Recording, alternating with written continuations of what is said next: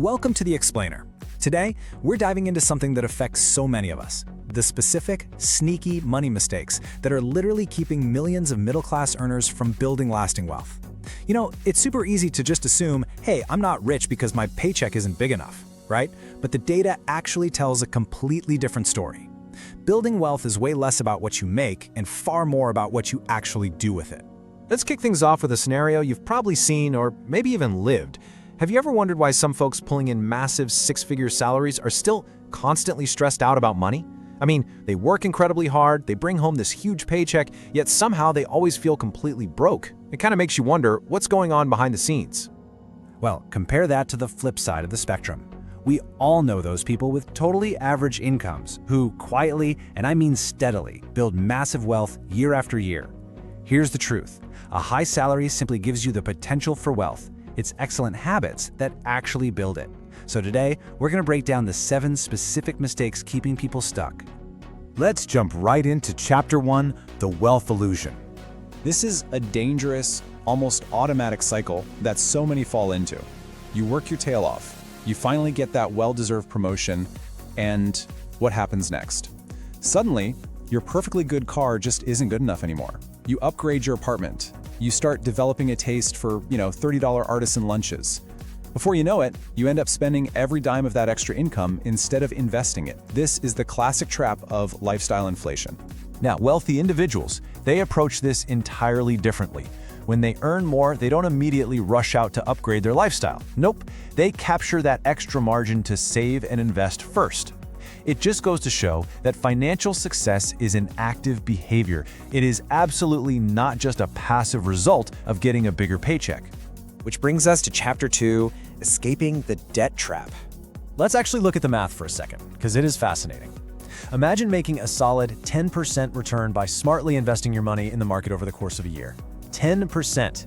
That is a fantastic wealth-building return, right? But, and this is a huge but, if you are carrying a credit card balance at a 25% interest rate at the exact same time, you are rapidly moving backward. The math here is merciless. High-interest debt quietly destroys your finances and completely wipes out any gains you might be making elsewhere. Smart financial behavior really requires paying those balances off in full. So why do we even end up in that debt in the first place? Well, usually it's just because life inevitably happens. The universe throws an unexpected medical bill at you. The transmission drops out of your car, or maybe you face a sudden job loss. Without an emergency fund, you're basically forced right back into the jaws of high-interest debt just to survive the week. And that is exactly why an emergency fund is so absolutely critical. It isn't just some stagnant pile of cash sitting there, it is actual psychological breathing room. Think of it like a shock absorber for life. Start with a realistic goal, even if it's just $1,000, and build your buffer from there. Moving on to Chapter 3, Earning versus Growing Wealth. There's this super common myth out there that investing is this exclusive club just for the ultra-rich. But thanks to accessible index funds and ETFs, that is completely false. The real secret here is that time in the market matters far, far more than timing the market. Starting early, even with tiny micro-contributions, creates this massive compounding leverage over the long run. Because there really is a distinct fork in the road when it comes to where your money goes. Wealthy people focus relentlessly on acquiring assets. We're talking investments, businesses, real estate, things that actually put money into their pockets. Meanwhile, the middle class often gets weighed down acquiring liabilities. Expensive cars, designer items, luxury gadgets, things that constantly pull money out of your pocket over time. All right, Chapter 4, Building Resilient Income. Think about this. If your only income comes from a single employer, your entire financial life is balancing on one highly fragile pillar. If that job disappears, literally 100% of your income vanishes overnight. It's an incredibly risky way to operate, yet it's kind of the default setting for the middle class. Now, financially successful people build a much sturdier foundation by diversifying. They essentially divide their income across multiple streams. So you might have a primary paycheck, sure, but you combine it with freelance work, investment dividends, rental income, or even digital products. Having multiple streams creates this financial fortress that a single corporate layoff simply cannot destroy. Let's dive into our final section, Chapter 5, The Ultimate Financial Asset.